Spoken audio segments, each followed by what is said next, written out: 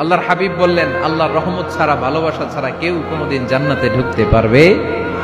আম্মা জান আয়েশা বললেন, ইয়া রাসূলুল্লাহ, আপনিও না? আল্লাহর হাবিব বললেন, না, আমিও না, তবে আল্লাহর রহমত, তার দয়া সেদিন আমাকে ঘিরে রাখবে। মান নুকিশা উযিবা, যার হিসাব আল্লাহ সেদিন চাইবেন সে ধরা খেয়ে যাবে। সব সময় আল্লাহর কাছে এই দোয়াটা যেন আমরা করি, আল্লাহ কিয়ামতের দিন তুমি আমার হিসাব নিও না,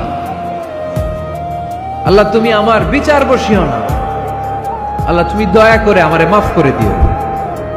আল্লাহ যার বিচার করবেন ও জাহান্নামে যাবে, আর যার বিচার করবেন না সে জান্নাতে যাবে।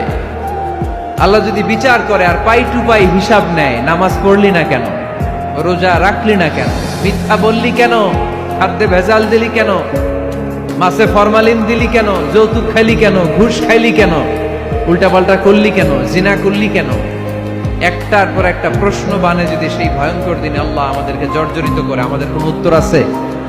সেদিন আমাদের বাঁচার কোনো উপায় আছে? তাই আমরা সবাই আল্লাহর কাছে দোয়া করবো, আল্লাহ কোনো বিচার টিচার মানি না, কোনো বিচার করতে পারবো না, দয়া করবা। কথা কয় না?